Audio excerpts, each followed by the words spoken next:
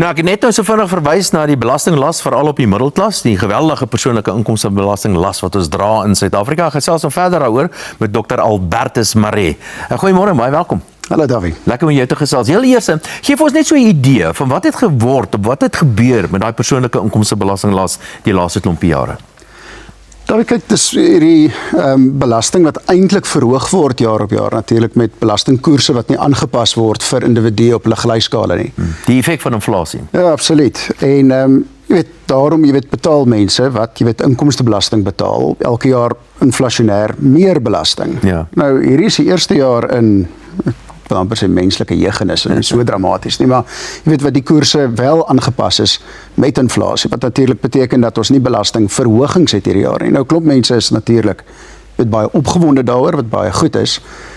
Ek dink ons moet vir onsself vra, jy weet, wat van die afgelope paar jare moet ons hier wees? So eintlik het ons nie 'n belastingverlaging gekry nie. Eintlik het jy maar net in reële terme as jy teruggeplaas waar jy was 'n jaar terug. Dis presies reg, 100%. Ja. So ek dink, jy weet, dis eintlik 'n bietjie van 'n aanklag dat ons so opgewonde raak oor, jy weet, dat ons nie swaarder belas word nie. Dis beslis nie 'n belastingverlaging nie, geensins sogenaamd. Nou maar die sogenaamde verlaging dink ek so rofweg omtrent 13 miljard rand. Maar daar's 'n klompie ander aanpassings ook in terme van die goed wat jy kan aftrek van jou inkomste om uiteindelik jou belasting te bereken. Wat is van hierdie ander aanpassings? Ja, so daar's 'n paar van hierdie jy weet, belastingkerwe wat aangepas is. Byvoorbeeld jou verpligte BTW-registrasie waar 'n klomp klein sakeondernemings baie bly is.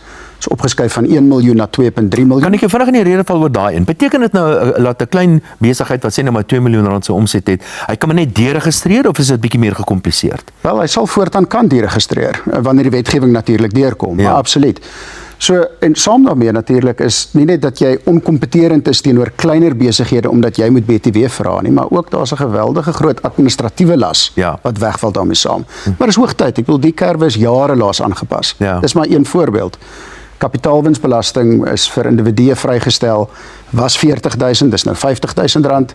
Skenkingsbelasting kerwes op vrystellings van 100.000 rand na 150.000 rand byvoorbeeld, en ja, as nog so een of twee ander voorbeelde. Ja, en 'n paar ander voorbeelde. So daar's so iets wat dis wat die klem was wat belastingveranderings aan betref en dit is op persoonlike inkomstebelasting. Natuurlik is daar 'n paar van die rotte en muise wat verhoog is, die sogenaamde sonnebelasting en ook die brandstofheffing. Ja, dis aangepas met inflasie, so weer eens nie reële verhogings nie, maar ja, met inflasionêre verhogings wel om tred te hou met inflasie. Een van die grootste probleme in Suid-Afrika, sou ek sê, is dat ons 'n geweldige hoë koers het wat maatskappybelasting aan betref. Nou, maatskappybelasting se bydrae tot die groter pot is relatief klein, maar nog steeds is die koers wat maatskappye in Suid-Afrika betaal 27%, korrigeer my hierso, is dit heeltemal te hoog in vergelyking met die meeste lande internasionaal.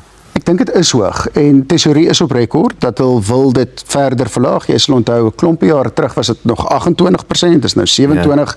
Tesorie is besig om te kyk om dit 26% te maak en so meer verder. Die groot rede daarvoor natuurlik is nie soveel vir Suid-Afrikaanse besighede nie, maar om buitelandse beleggers te lok om in Suid-Afrika te kom belê, juis omdat die belastingkoerse kompeterend raak met ander lande, maar soos jy reg uitwys daar, ek dink nog 'n ver pad om te gaan. Ja, belasting. En onthou, maatskappye betaal nie belasting. Hulle skuif die totale belasting af na jou en my toe. Eintlik betaal ons al die belasting op die ou ende. Een of twee ander goeders. Een daarvan is valutebeheerregulasies. Die is iets wat aangepas. Hulle noem dit 'n toelaag. Kan jy dit glo? 'n Toelaag wat verhoog is na 2 miljoen rand toe. Ja, so jy weet, ek dink nie noodwendig vir almal van toepassing nie, maar jy weet, daar's 1 miljoen rand wat jy kon spandeer in die buiteland of belê soos jy wou sonder enige goedkeurings van die Reserwebank. Natuurlik, ek en jy kan nie net geld in die buiteland belê nie, so absurd as wat dit mag klink. Dis die reine waarheid. Jy moet toestemming gaan vra daarvoor. Yes. Nou opgeskuif na 2 miljoen. En natuurlik, weer eens, 'n groot belemmering op buitelandse beleggers om in Suid-Afrika aan te kom, want jy weet nie of jy jou geld kan uitkry nie. 'n Laaste opmerking, staatse inkomste doen beter as verwag. Daar's verskeie redes daarvoor, maar een belangrike rede dink ek, en dit is ek hoor al meer en meer mense sê dat die inkomste diens, SARS, is besonder aggressief. Ja. Sou jy daarmee saamstem? Ek sou. Kyk, is tweeledig. Aan die een kant dink ek ver meer effektief. Ons sien dat daar is, ek dink 1.3 miljoen nuwe belastingbetalers geregistreer in die laaste jaar alleen, wat 'n merkwaardige getal is. Dis natuurlik maatskappye en so meer ook. Maar saam met die effektiwiteit, beslis ook aggressiwiteit. Net 'n vinnige getal of syfer vinnig dalk. Ons ekonomiese groei is nou 1.6%. Tog is belastinginvorderings op met 6% jaar op jaar. Ja, wys jy maar net. So iewers moet daai geld vandaan kom. Is nie omdat daar meer belasting is om te vorder nie. Dis net daar word meer belasting gevorder uit die bestaande belastingpool. Albertus Marie, baie dankie dat jy by ons 'n draai gemaak het oor belasting. Dis inderdaad so, SARS is so aggressief. Hy druk daar 'n ekonomie vir die laaste druppel bloed. Miskien te aggressief. Nou, die hoogtepunt van die program en gesels met professor Jannie Rousseau en ons gesels oor die begroting. Jannie, ek is vreeslik lekker om jou hier by ons te hê vanoggend. 'n Eerste beginpunt miskien, laat ons net die prentjie, die soort van die konteks regstel.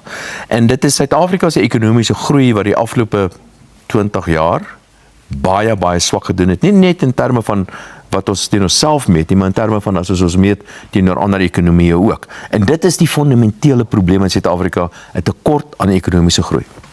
Ja, jy is heeltemal reg, Dawie. Ek het nou daaraan gedink, as ons ekonomiese groei tog maar so hoog was soos ons bevolkingsgroei, en ons bevolkingsgroei so laag was soos ons ekonomiese groei, sou dit met ons baie beter gegaan het. Maar ons bevolkingsgroei is omtrent 50% hoër as ons ekonomiese groeikoers, wat beteken, soos jy vroeër vanoggend vir ons gewys het, dat ons op 'n per capita basis deurlopend besig is om armer te word. So, dis die hart van die probleem.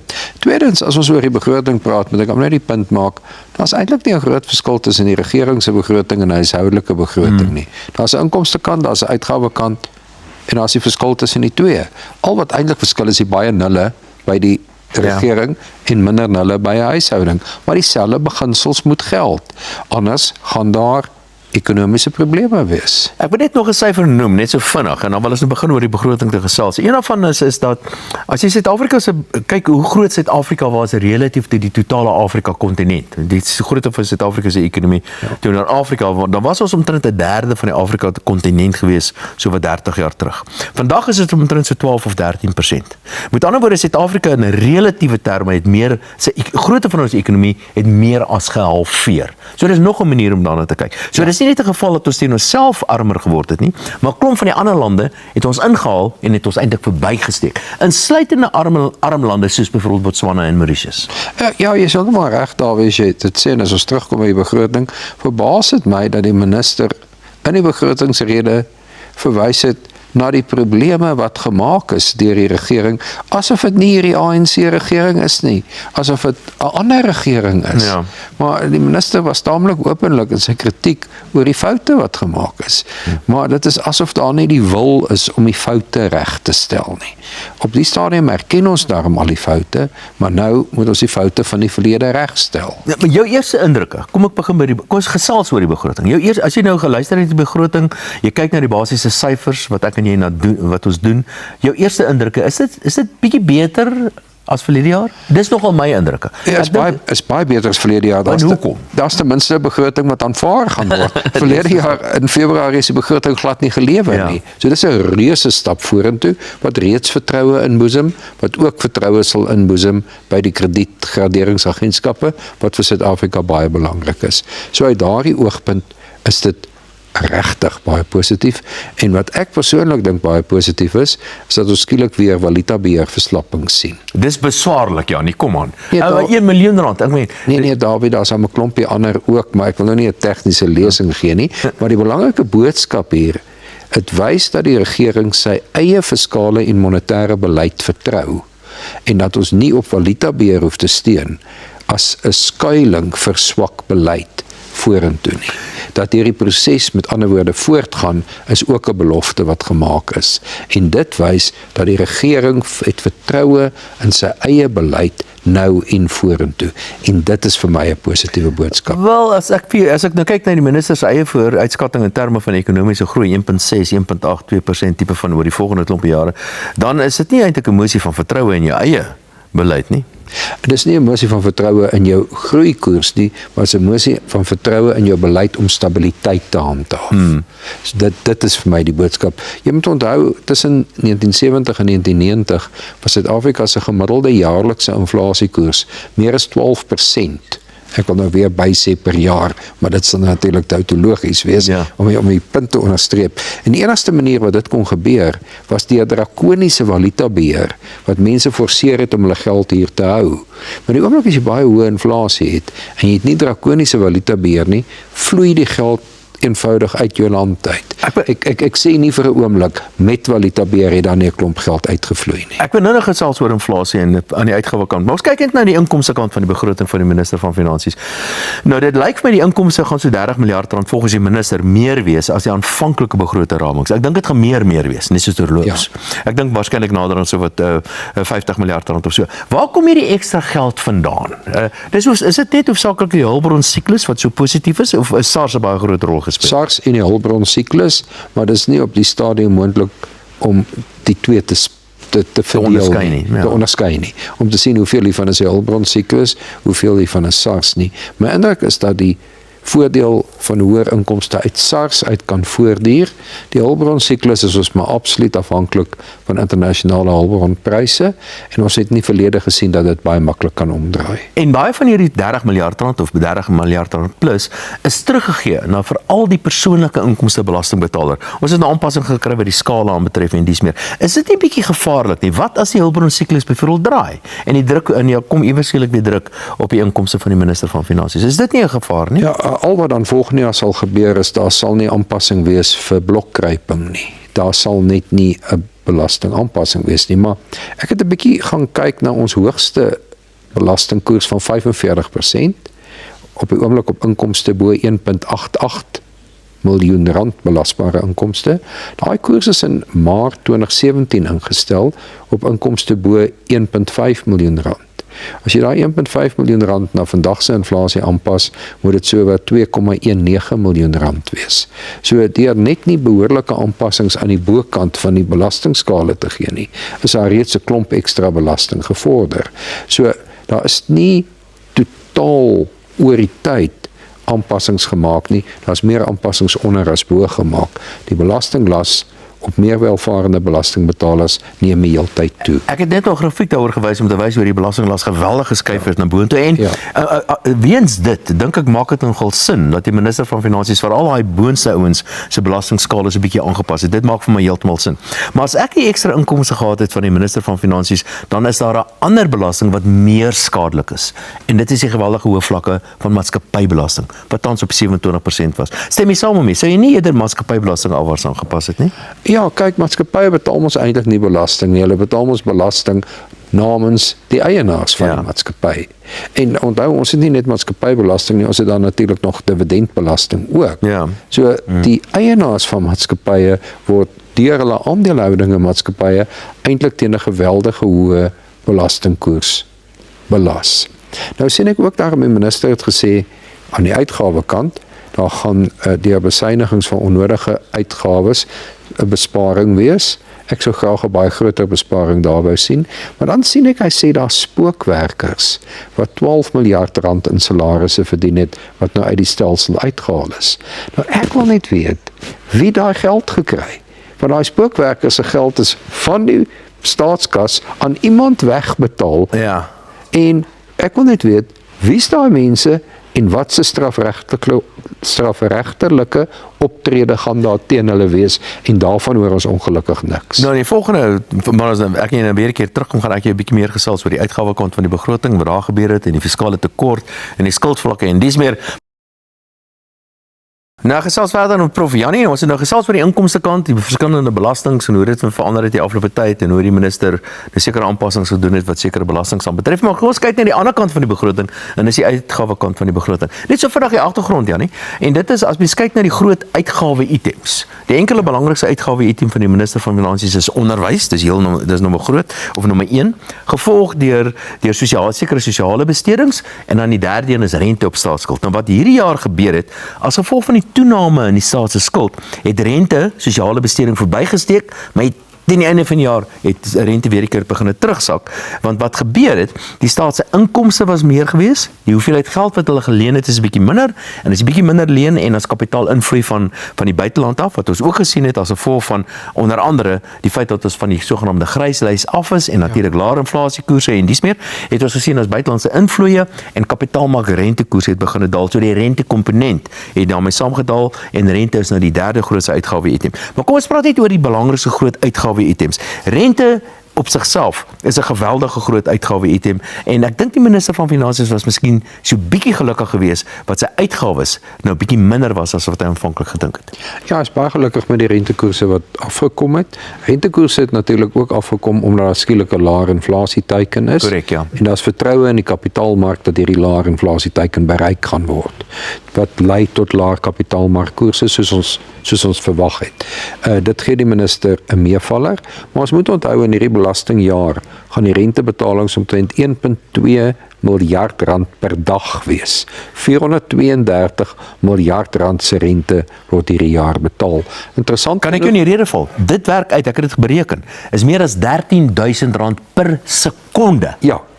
Interessant, min mense snap natuurlik dat ons eintlik hierdie rente aan onsself betaal, want 'n groot deel van hierdie staatsskuld word binnelands besit deur pensioenfondse, versekeringsmaatskappye, ander finansiële instellings wat uiteindelik weer deur die publiek besit word. Okay. So belastingbetalers betaal rente aan onsself. Oor die staatsskuld moet ek net die opmerking maak, hier's 'n bietjie van 'n verwarring.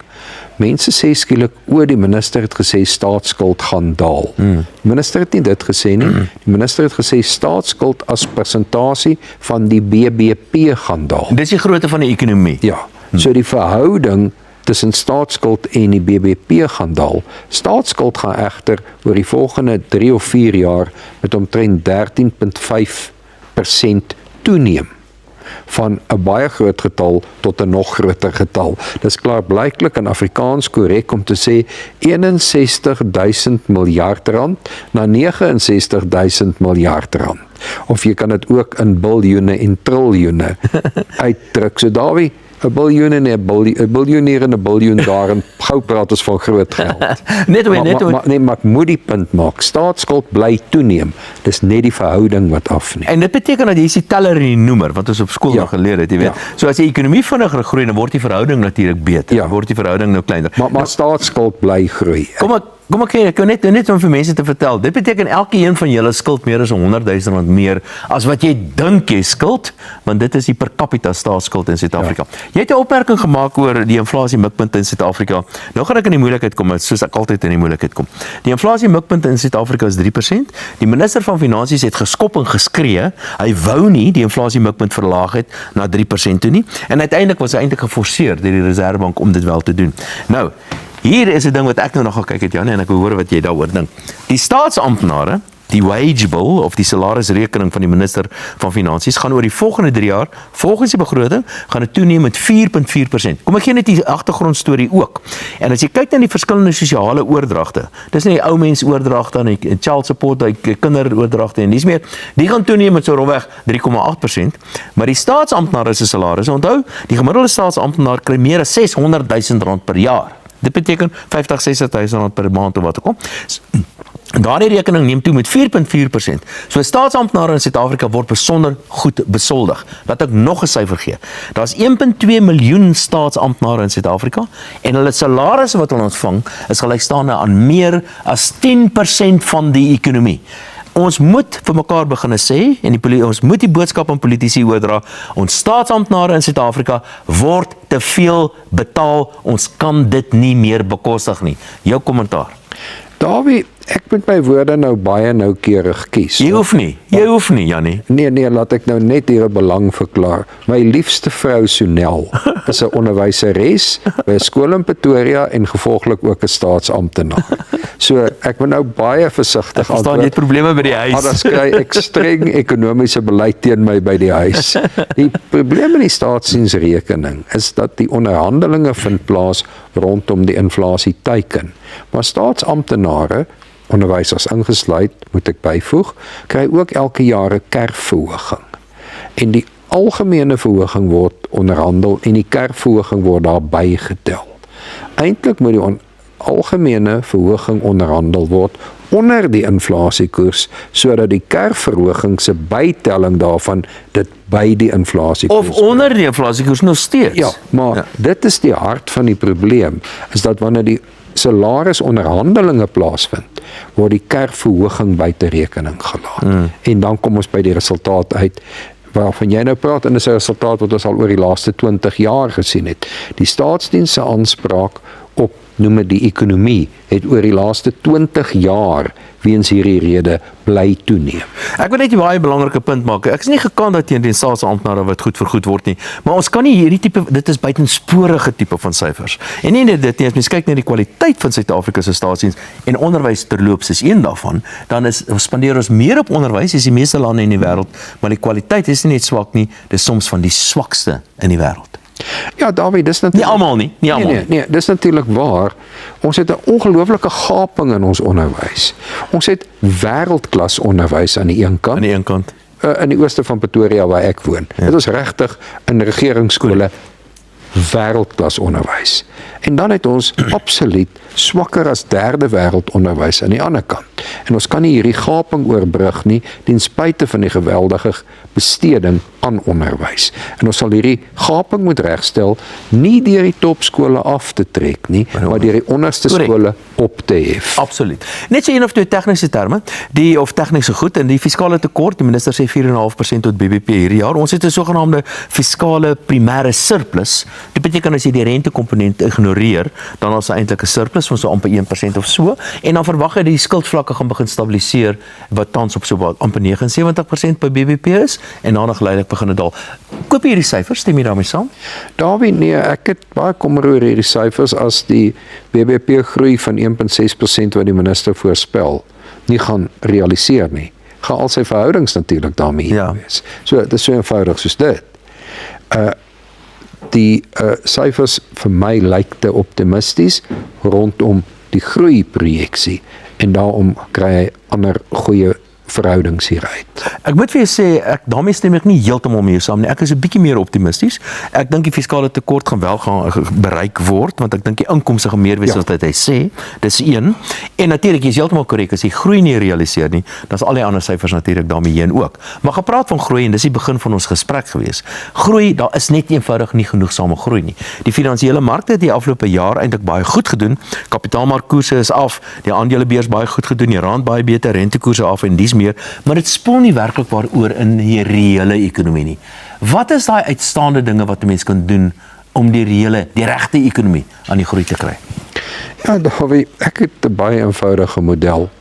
Ons moet die stadsrade laat werk. Dis een. Sodat mense in die stadsrade op die plaaslike vlak kan geld belê.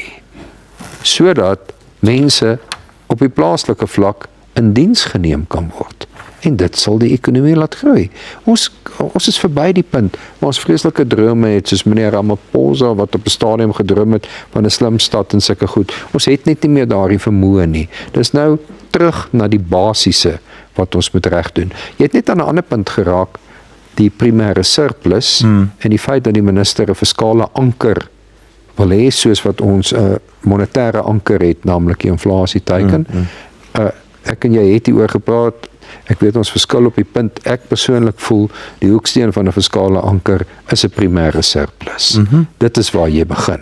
Ons moet elke jaar 'n primêre surplus hê, anders gaan ons nooit ons fiskale probleme onder beheer kry nie. Jy kan ander goed daarby sit, maar die hoeksteen, na my mening, is die behoud van 'n fiskale surplus. Maar ons het dit, 'n primêre fiskale surplus. Primêre fiskale surplus, en ons het dit op die oomblik. Ons moet dit ten alle koste behou. 'n Vinnige ander een, ek dink jy ons gaan verdere opgradering kry wat die staat se skuld aanbetref. Ons is nog steeds sogenaamd junk of gemors. Daar is Standard & Poor's het ons nou onlangs wel opgegradeer, maar dink jy die ander gaan volg?